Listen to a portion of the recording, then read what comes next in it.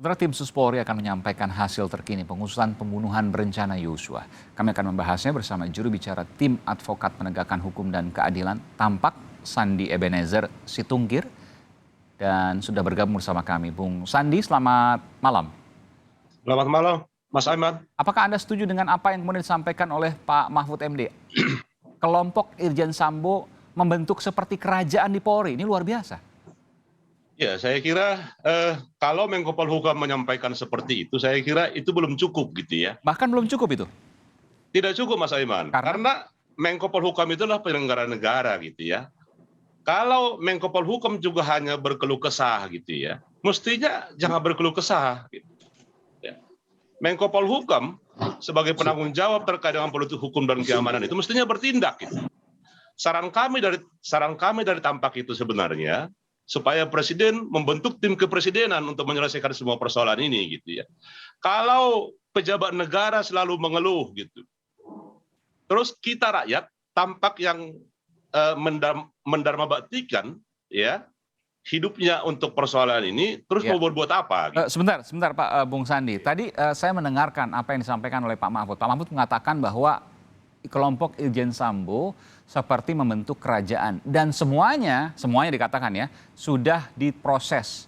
31 orang disebutkan tadi. Apakah Anda mencurigai bahwa ada yang lebih atau memang kalau sudah disebutkan 31 orang ya sudah nggak ada lagi? Baik, jadi persoalan bukan di jumlahnya, Mas Aiman. Ya. Tapi bagaimana caranya negara hadir di situ gitu ya. Hari ini banyak berseliweran misalnya di media-media sosial terkait dengan disampaikan oleh Pak Mahfud itu ya. Kalau Pak Mahfud menyatakan itu kerajaan, di media-media sosial hari ini disebut kaisar gitu ya. Kaisar gitu ya. Artinya siapa kaisarnya? Kalau di media-media disebut ya FS gitu ya. Verdi Sambo, oke. Verdi Sambo gitu ya. Artinya yang kita butuhkan sebenarnya bagaimana negara hadir gitu ya. Apakah Presiden Jokowi sebagai penanggung jawab persoalan ini hanya melihat ini hanya masalah kecil gitu. Kalau kita dari Tampak, ini saatnya Presiden Jokowi ya menyelesaikan semua persoalan yang ada di tubuh Polri. Oke. Seperti yang disampaikan tadi oleh Menko Polhukam itu ya. Polri itu hadir mendukung tegaknya negara demokrasi gitu ya. Jadi kalau tidak ada penegakan hukum, mustahil muncul negara demokrasi. Ya, permasalahan begini, Presiden harus turun, Pak Mahfud MD nggak harus sampai di sini. Ini ada dua paradigma, ada dua pandangan nih.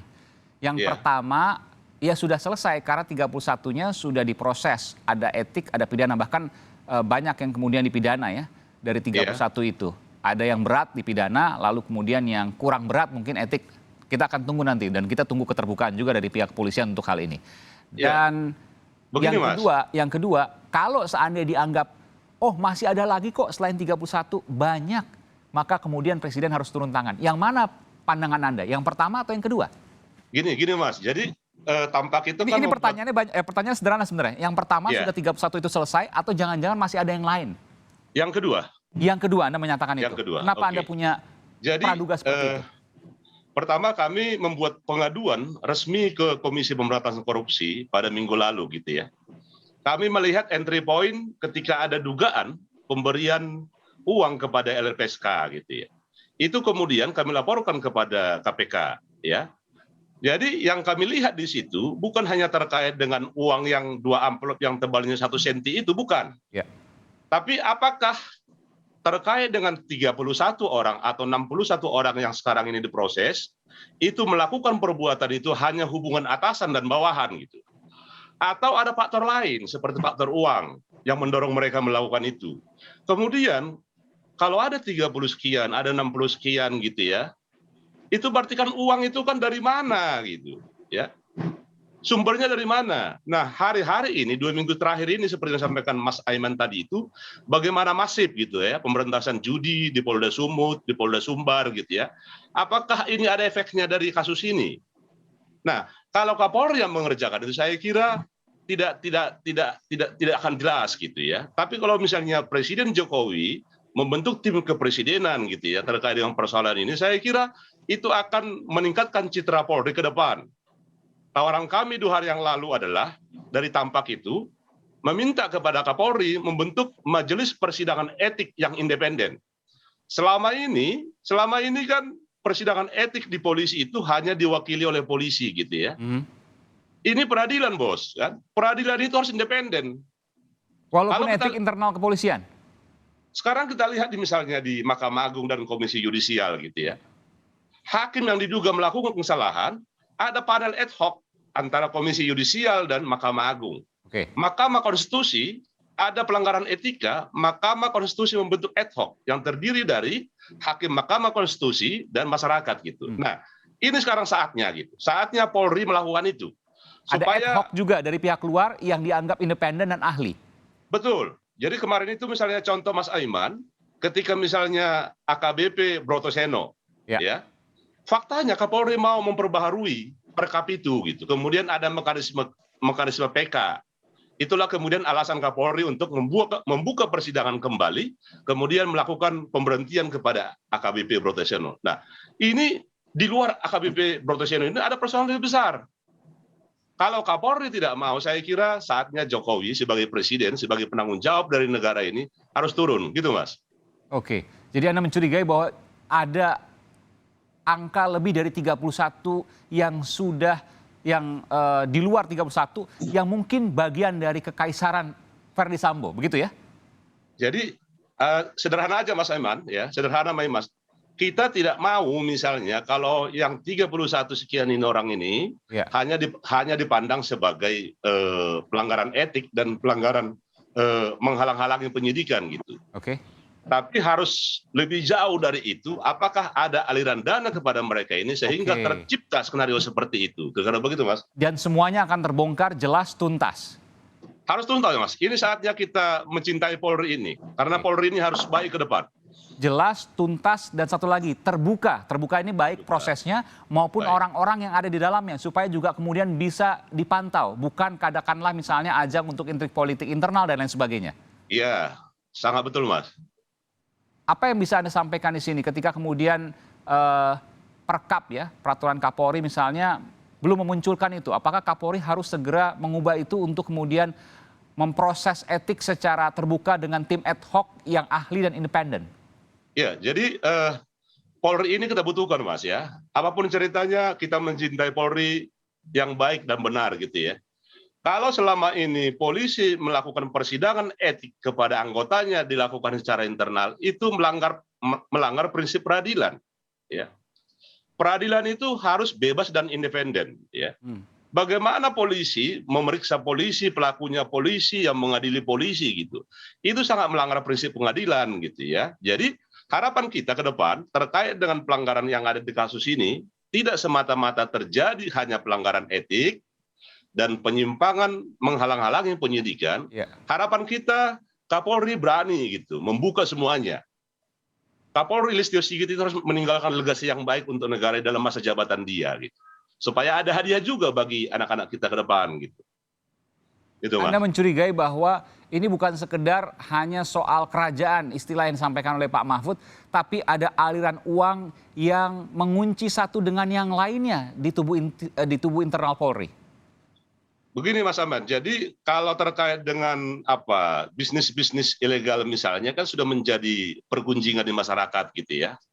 Tapi yang menjadi pertanyaan sekarang, apakah negara bisa hadir di situ gitu ya? Misalnya kayak Polda Sumut misalnya, 2 minggu terakhir ini melakukan gencar memberantas termasuk penggerobokan perjudian terbesar di Cemara Medan itu ya, di Serdang itu. Termasuk Sumatera Barat misalnya. Sumatera Barat kemarin Pak Teddy sudah sampaikan tadi ya. Saya kira ini saatnya gitu. Di Polda Sumut sudah disebut namanya misalnya di media-media online ada namanya AP misalnya. Kita kan tidak tahu siapa itu Mas. Mestinya kan disebut gitu ya supaya masyarakat juga tahu pergunjingan selama ini adalah benar gitu. AP ini pelaku dari bandar? Kalau yang disampaikan di media online itu kan bandarnya kan AP. Ya. Nah sekarang siapa AP ini? Apakah Kapolda Sumut juga berani melakukan tindakan terhadap itu? Itu saya kira Mas. Apa bedanya dengan, kan biasa polisi kemudian melakukan pengumuman melalui inisial. Apa bedanya ketika dibuka misalnya? Saya kira kalau misalnya polisi sudah berani menyatakan dia DPO misalnya ya. Saya kira apa bedanya ketika KPK misalnya mengumumkan seorang tersangka gitu. Apa bedanya misalnya polisi melakukan konferensi pers untuk mengumumkan seorang tersangka gitu ya. Nah, sehingga pergunjingan di masyarakat berhenti. Ya, kita tidak capek lagi mengurusin ini karena negara kita ada pimpinan gitu. Ada penyelenggara negara, masa kita ini buat capek terus? Oke. Kira-kira begitu, Mas. Terakhir, Bung Sandi, apa yang bisa Anda sampaikan? Harusnya kasus ini seperti apa ke depannya? Karena ini luar biasa. Bukan hanya soal kasus dugaan pembunuhan berencana, tapi juga ada hal-hal lain yang terikat satu dengan yang lain. Ada proses etik pada puluhan polisi. Ada juga kemudian penangkapan ratusan, bahkan satu daerah ini, di bandar judi. Kalau digabungkan mungkin hampir dekat 1.000 kalau seluruh Indonesia ini. Tiba-tiba setelah ada kasus Irjen Verdi Sambo ini. Apa yang bisa Anda sampaikan di sini dan apa harapan Anda sebagai bagian dari masyarakat untuk melihat hal ini tuntas ke depan, tidak hanya soal kasus Yosua, tapi juga soal internal tubuh kepolisian? Ya, jadi yang tampak harapan masyarakat harapkan itu harus ada alasan gitu ya. Alasan misalnya kenapa sih para jenderal itu harus ditahan gitu. Dijelaskan ini si Anu melakukan kesalahan seperti ini gitu ya. Harus dibuka gitu. Nah, kemudian misalnya ada tindakan lain gitu ya kepada jenderal-jenderal dan perwira menengah itu. Dijelaskan misalnya kenapa sih harus disopot misalnya Brigjen Hendra misalnya. Dijelaskan kepada masyarakat itu. Sehingga masyarakat ini tidak dibuat lelah untuk mengikuti perkara ini terus. Itu yang pertama. Yang kedua, Polri jangan melihat persoalan ini sangat sederhana gitu. Termasuk misalnya Kapolri, Pak Jokowi misalnya ya. Jangan melihat persoalan ini sederhana gitu ya. Di balik semuanya ini harus ditemukan apa sih yang menyebabkan persoalan ini. Makanya kita dorong ada pemeriksaan etik yang independen termasuk persidangan etik yang independen gitu ya. Kalau ini tidak cukup juga, ya saya kira Jokowi harus membentuk tim kepresidenan. Kami dari Tampak, Mas Aiman merencanakan mendorong pertemuan dengan Menko Polhukam supaya mendorong presiden, ya supaya melakukan perubahan terkait dengan majelis etik itu yang sifatnya ad hoc. Yang kami lakukan Tampak itu ke depan adalah melakukan judicial review, ya. Judicial review undang-undang kepolisian ke Mahkamah Konstitusi gitu ya. Kenapa perlu kami lakukan itu? Yang pertama, kalau kita lihat undang-undang kepolisian terkait dengan posisi Kompolnas, tidak satu pun fungsi Kompolnas untuk mengawasi di undang-undang kepolisian itu. Di Kompolnas itu hanya bertugas memberikan saran kepada presiden. Jadi tidak tergambar gitu. Selama ini kan orang membuat pengaduan kepada Kompolnas. Ternyata dia nggak punya kewenangan itu. Dia hanya memberikan saran kepada presiden. Intinya bahwa harus dibuka secara transparan dan independen. Libatkan pihak luar menjadi tim ad hoc dalam hal ini. Tentu ini menjadi masukan yang menarik untuk kita cermati ke depan. Apakah ini akan dilakukan? Tidak, tentu ini menjadi sebuah hal yang menjadi perhatian kita bersama. Terima kasih Bung Sandi Situngkir dari acara Tampak. Terima kasih, selamat malam, sehat selalu.